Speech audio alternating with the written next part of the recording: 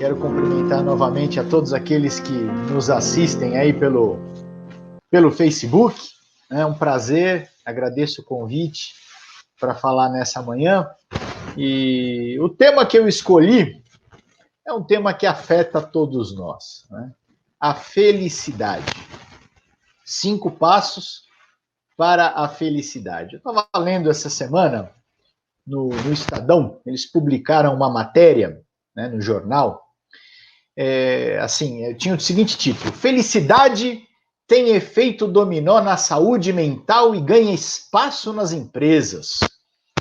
E eu lendo aquela matéria fiquei admirado, né, de ver como as próprias empresas elas estão começando a se preocupar cada vez mais com a felicidade dos seus funcionários, dos seus clientes, porque perceberam que a felicidade aumenta a produtividade. Não é porque as empresas são boazinhas, né? Mas elas percebem que um funcionário feliz, ele produz mais, ele anima a equipe, né? O cliente feliz, ele vai comprar mais, né? E tem até empresas já colocando aí, assim como tem a diretoria financeira, a diretoria de marketing, diretoria jurídica, tem a diretoria de felicidade. Isso é verdade, né? Eles chamam lá de o Chief Happiness Officer, né? O diretor de felicidade da empresa, né? E nesse momento de pandemia, muitas pessoas e organizações estão preocupadas com essa questão da sanidade psicológica, né? Do pessoal que fica em casa, que fica preso, que fica ansioso, né? E a felicidade tem sido debatida aí, não só no meio empresarial, mas também no meio político, em várias outras dimensões, né? Só que a forma como a felicidade é debatida, está sendo tratada, é que se você cria um ambiente apropriado, na empresa, ou em qualquer outro lugar, na família, a pessoa vai ser feliz, porque aquele ambiente está adequado, né? Porque as pessoas te tratam bem, porque você recebe bem.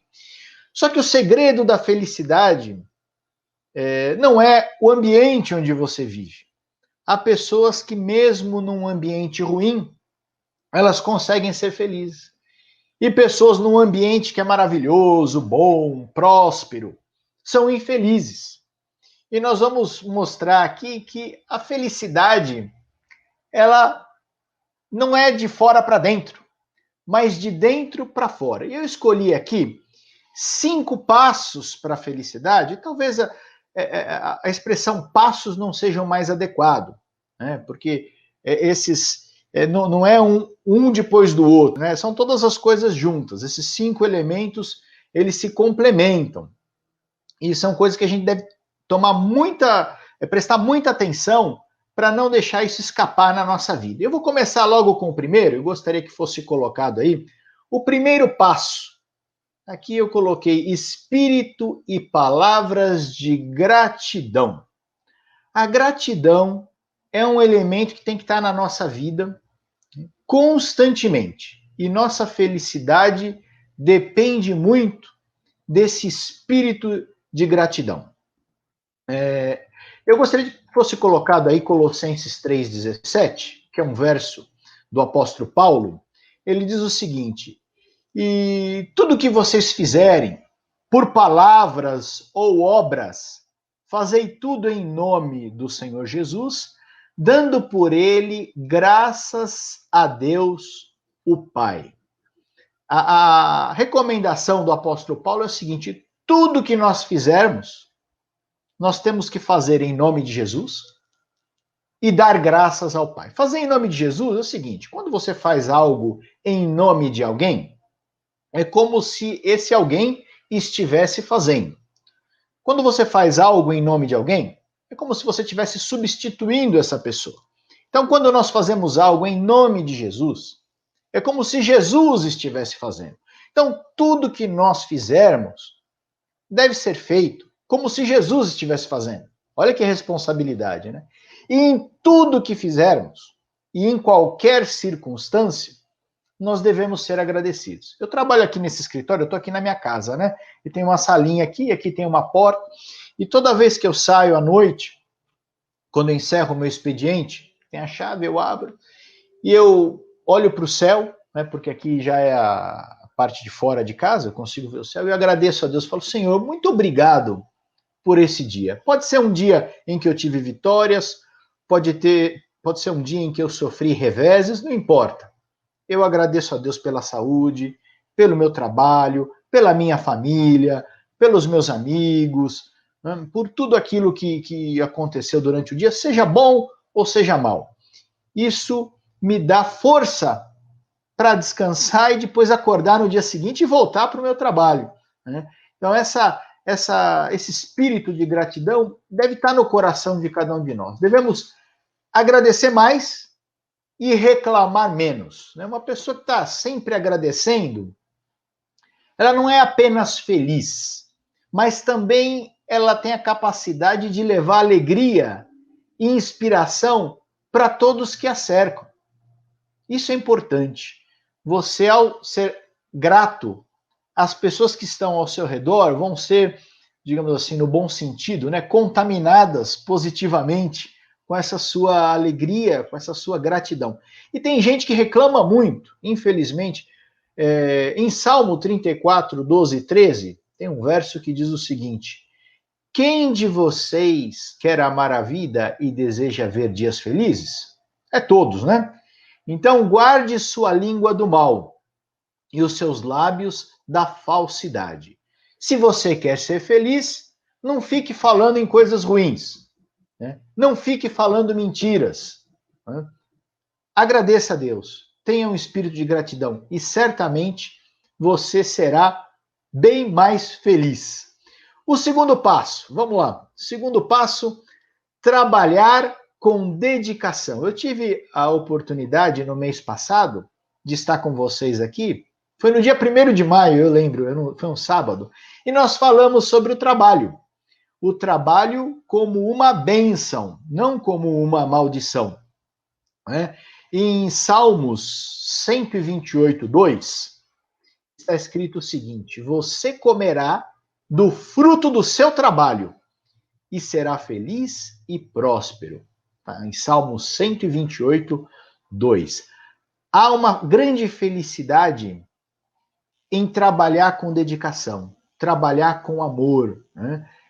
Começar um trabalho e terminar.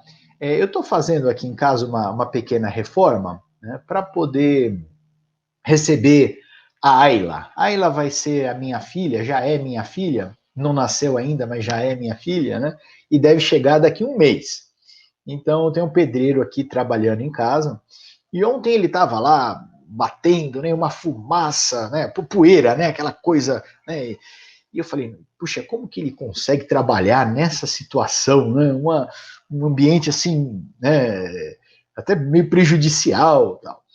E depois à tarde conversando com ele, né, eu vi que ele estava feliz e tal, ele me chamou e mostrou no celular dele algumas fotos de obras que ele tinha feito, né, assentando o piso, colocando azulejo e tal, e a gente eu percebi que ele tinha muito e tem muito orgulho daquilo que ele faz, e faz com muita alegria, e quando ele termina um trabalho, ele olha e tem orgulho do que ele fez. Quer dizer, quando você trabalha com dedicação, coloca o coração no seu trabalho, termina o seu trabalho com sucesso, olha para o que você fez, né, e vê que Deus te abençoou, que tudo que você colocou à mão você foi bem sucedido, não tem como você não ser feliz, né? A experiência desse pedreiro me ensinou, né, que não importa o ambiente que você está trabalhando, se tem poeira, se tem dificuldades, mas se você coloca o coração naquilo que você faz e faz com amor, quando você termina e olha para trás, você vai ser uma pessoa muito feliz. Essa é o segundo passo para a felicidade. Eu quero ir para o terceiro passo agora, né? O terceiro passo para a felicidade é a generosidade. Eu quero ampliar aqui essa palavra, né? Generosidade, altruísmo, né? Você ter liberalidade. Eu quero ler 3 versos em seguida aqui. Primeiro, Salmo 41. Salmo 41 diz o seguinte: como é feliz aquele que se interessa pelo pobre. O Senhor o livra em tempos de adversidade. O segundo verso sobre esse tema, sobre esse passo, está em Provérbios 14, 21. Quem despreza o próximo comete pecado. Mas como é feliz quem trata com bondade os necessitados. E por fim, um verso de Eclesiastes, capítulo 3, verso 12, né, diz o seguinte: descobri que não há nada melhor para o homem do que ser feliz e praticar o bem enquanto vive. Esses 3 versos falam de uma coisa só, que quando você pratica o bem, quando você ajuda quem precisa, quando você dá com liberalidade, com generosidade, você é uma pessoa mais feliz. Na nossa cultura, até no mundo capitalista, né, nós temos uma crença de que quem consegue acumular maior patrimônio, quem consegue ganhar mais dinheiro, quem tem um salário maior, é mais feliz. Isso que está na cabeça das pessoas, né? Feliz é a pessoa que ganha na loteria, feliz é a pessoa que herda um patrimônio grande, né? Feliz é quem consegue um trabalho com altíssimo salário. Isso fica na cabeça das pessoas. Mas nós que somos cristãos temos que entender que o que faz uma pessoa realmente feliz não é receber, mas é dar cada vez mais, né? O que acontece quando nós damos com generosidade? Em primeiro lugar, a pessoa necessitada, a pessoa que recebe, ela fica feliz e fica agradecida. E esse sentimento de gratidão por parte da pessoa que foi ajudada, claramente vai nos deixar mais felizes, porque nós sentimos que aliviamos a dor de alguém, né? Esse é o primeiro ponto que acontece quando nós generosamente doamos, né? Outro ponto, nós vencemos um egoísmo natural. Está no nosso DNA, faz parte da natureza humana. Ser egoísta, ter algo para si, né? Os animais têm isso. Se você dá um pedaço de comida, ele guarda, aquela comida é dele. A criança pequena que ainda não foi exposta a nenhum tipo de cultura, né? A nenhum tipo de sociedade, mesmo ali com alguns meses, ela já pega algo para ela, segura, se você tira, ela chora. Quer dizer, naturalmente nós somos egoístas. E quando nós exercitamos a generosidade, e não há nenhuma forma melhor do que para exercitar a generosidade do que efetivamente dar a quem precisa. Quando nós fazemos isso, nós vencemos o nosso egoísmo natural. Nós começamos a quebrar essa tendência da nossa natureza de termos tudo para nós mesmos.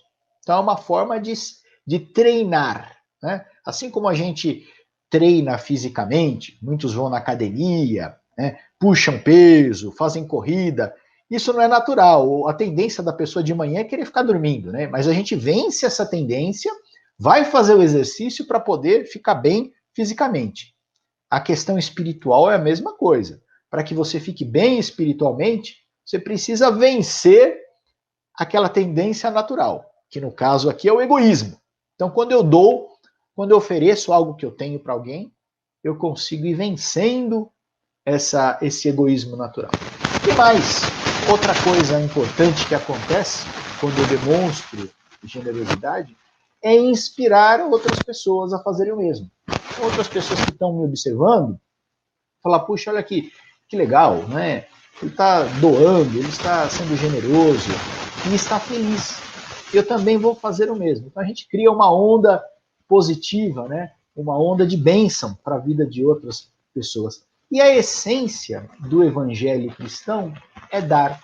Um dos versos mais bonitos da Bíblia, se não for o mais bonito, está aí em São João 3,16, está na tela, né? Porque Deus amou o mundo de tal maneira que deu, nós colocamos aí deu em letras maiúsculas, para ressaltar, né, que a essência do evangelho está em dar. Deus deu o seu Filho unigênito, para que todo aquele que nele crê não pereça, mas tenha a vida eterna. Né? É uma vida em que a pessoa só pensa em acumular riquezas e fique indiferente às necessidades dos outros, ela nunca vai ser uma vida feliz. É por isso que a gente vê muitas vezes pessoas ricas, né, que tem um carro bonito do ano, uma casa linda, um emprego maravilhoso, e você vê que aquela pessoa é infeliz. O dinheiro não foi capaz de trazer felicidade para a pessoa. Né? Por quê? Porque às vezes a pessoa é egoísta, só pensa em acumular, vira uma doença, né? E não exercitou essa generosidade, que é um passo importantíssimo para a felicidade. Vamos ao quarto passo. O quarto passo da felicidade é seguir as recomendações de Deus. Você que é pai, você que é mãe, sabe muito bem, né, que a gente, como pais e mães, sempre damos bons conselhos, boas recomendações para os filhos. Né? E nós acreditamos que os nossos filhos vão ser mais felizes quando eles seguirem nossa recomendação. Só que as crianças muitas vezes não entendem.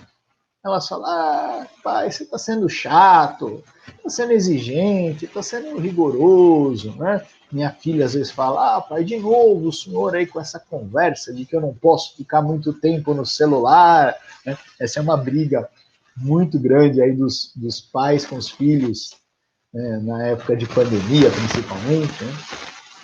E nós que somos pais sabemos que a felicidade dos filhos depende da observância de algumas regrinhas. Nós, mais experientes, entendemos isso. Os filhos nem sempre entendem.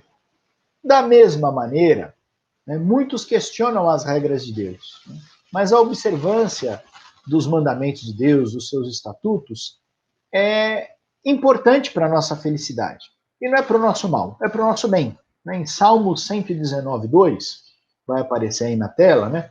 Como são felizes os que obedecem seus estatutos e de todo o coração buscam a Deus. Também em Lucas 11, 28, um outro verso, né, respondeu, antes, felizes são aqueles que ouvem a palavra de Deus, que só ouvem. Não, e lhe obedecem. Né? Esse é um segredo, é um passo importantíssimo para a felicidade.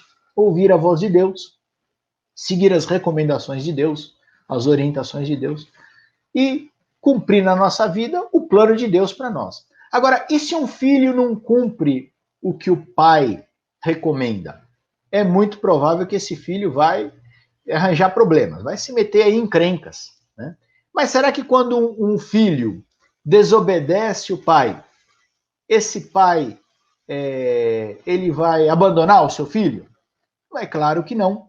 Né? Mesmo os filhos que vão por caminhos os piores possíveis, eles sempre encontram um acolhimento nos braços dos pais. E aí eu gostaria de fazer um complemento ao passo número 4. Seria o passo 4 para a felicidade, mas um passo 4 complementar, que é o perdão. Né? Quando você desobedece às ordens de Deus, às recomendações de Deus, é importante termos o perdão. E obter de Deus o perdão nos traz a felicidade. Lá em Romanos, capítulo 4, versos 7 e 8, diz assim, como são felizes aqueles que têm as suas transgressões perdoadas, cujos pecados são apagados. Como é feliz aquele a quem o Senhor não atribui culpa. Olha que importante essa recomendação. Né? Eu gostaria de ler Salmo 32, 1, porque já é o mesmo tema, né? Como é feliz aquele que tem suas transgressões perdoadas e seus pecados apagados. Algumas pessoas, elas vivem tristes e presas numa bola de ferro, como se estivesse amarrada na sua perna, né? São tristes. Essa bola de ferro é o sentimento de culpa. Culpa por coisas que elas fizeram no passado. Parece que ela não avança. ela não vai para frente, não progride em nada. Está sempre pensando naquilo que aconteceu no passado, com ressentimento. Foi uma palavra que ela ouviu, foi uma palavra que ela falou, foi algo que aconteceu. Né? E o principal antídoto, o melhor antídoto para o sentimento de culpa é experimentar o perdão que vem de Deus. É um alívio, né? Todos que já foram perdoados sabem como é uma coisa enternecedora, é uma coisa que te alivia. Só que existe uma condição. O perdão de Deus, ele tem uma condição. Não é todo mundo que pode ser perdoado. Isso eu sempre repito. Quem costuma me ouvir sabe disso, né? Se você não perdoar o seu irmão, você não pode ser perdoado. Essa é a única condição para o perdão. Né? Você se lembra ali da oração do Pai Nosso, que diz, né, Jesus ensinou, fala, perdoa as nossas dívidas, assim como nós perdoamos os nossos devedores, né? Em outras traduções diz, perdoai nossas ofensas, assim como nós perdoamos a quem nos tem ofendido. Né? E a condição para que Deus te perdoe, para que você tenha esse alívio, né, desse peso do passado, é que você perdoe os seus irmãos. Tem gente que tem uma dificuldade muito grande em perdoar os outros. Fala assim, olha, eu até perdoo, eu perdoo, mas ele tem que vir me pedir perdão aqui, tem que se ajoelhar nos meus pés, né? Não é assim, né? Eu perdoo, mas ele errou primeiro, então ele tem que vir aqui pedir perdão. Né? O perdão é algo que faz bem. Quando você perdoa o seu irmão, isso faz bem mais para você que perdoou do que para a própria pessoa perdoada. Né? Uma pessoa, eu já ouvi dizer que uma pessoa que odeia alguém, que tem ressentimento, que tem mágoa, né? A mágoa é como nós enchermos um copo de veneno que a gente mesmo bebe. Quando eu odeio alguém, quando eu tenho mágoa, quando eu tenho ressentimento, eu estou causando um problema para mim, não é para o outro. Se ao odiar alguém, se ao ter um ressentimento, se ao ter mágoa, eu infligisse um sofrimento na pessoa que me magoou, que me feriu, do ponto de vista racional, não espiritual, mas do ponto de vista racional, até faria algum sentido odiar, ter mágoa, ressentimento, do ponto de vista racional. Mas nem isso faz sentido, porque racionalmente quem sofre com a mágoa é quem tem a mágoa no coração. E Deus está disposto a te perdoar e a tirar isso de você. É só você pedir com fé, né? E ter humildade para poder perdoar e você vai ser perdoado. Finalmente, o último passo para a alegria, para a felicidade. Pertencer ao povo de Deus. E aqui eu já gostaria de emendar com 2 versos, né, que estão em Salmos, para terminarmos. Como é feliz o povo assim abençoado. Como é feliz o povo cujo Deus é o Senhor. Salmo 144, 15. E no Salmo 33 também tem esse verso, no verso 12. Como é feliz a nação que tem o Senhor como Deus. O povo que ele escolheu para lhe pertencer. Eu fico muito feliz quando eu estou com os meus irmãos.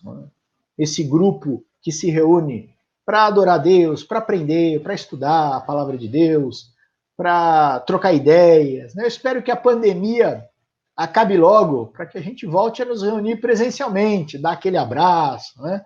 Almoçarmos juntos. Mas, por enquanto, isso não está sendo possível. Né? Então, a gente fica aqui nas nossas reuniões online, tentando trocar uma ideia, não perder esse contato gostoso. Eu quero convidar todos que estão nos assistindo aqui para que participem das nossas reuniões. Durante a pandemia, as reuniões online, né? E depois da pandemia, já nas nossas reuniões presenciais, dos nossos encontros. Né? Fazer parte do povo de Deus é uma grande bênção. Você pode adorar a Deus, ter a sua espiritualidade sozinho? Pode, claro que pode. Né? Assim como você pode, até fazendo aqui uma analogia, você pode fazer exercício físico na sua casa, sozinho ali. Você consegue até ter um progresso físico, né, fazendo uns abdominais, uns agachamentos, uma coisa sozinho. Mas se você tem um grupo junto com você, dedicado a fazer uma corrida, a fazer um treinamento, né, isso é muito mais empolgante. A chance de você desistir dessa atividade física é bem menor, porque um anima o outro. Quando um está desanimado, o outro vai e anima. Né? Quem já tentou fazer exercício em casa, sozinho, sabe como é que é. Você começa hoje, amanhã já terminou, parou. Né? Por isso que é importante estar fazendo isso como um grupo. E aqui a gente é feliz quando adora a Deus como um grupo, como uma família. Né? Eu quero agradecer a todos vocês pela atenção. Eu espero que Deus dê a todos uma semana nova e abençoada e com muita felicidade. Só lembrando aqui os passos, né? Em primeiro lugar, manter um espírito e palavras de gratidão. Em segundo lugar, né, trabalhar com dedicação, tá aparecendo aí, né? Em terceiro lugar, ter generosidade, altruísmo, benevolência. O quarto passo é obedecer e seguir as recomendações do pai. Né? E se isso não der certo, aí um quarto passo complementar é o perdão, e a gente tem a alegria, a felicidade pelo perdão, e finalmente pertencer ao povo de Deus. Eu desejo que todos vocês sejam felizes e sejam abençoados. Amém.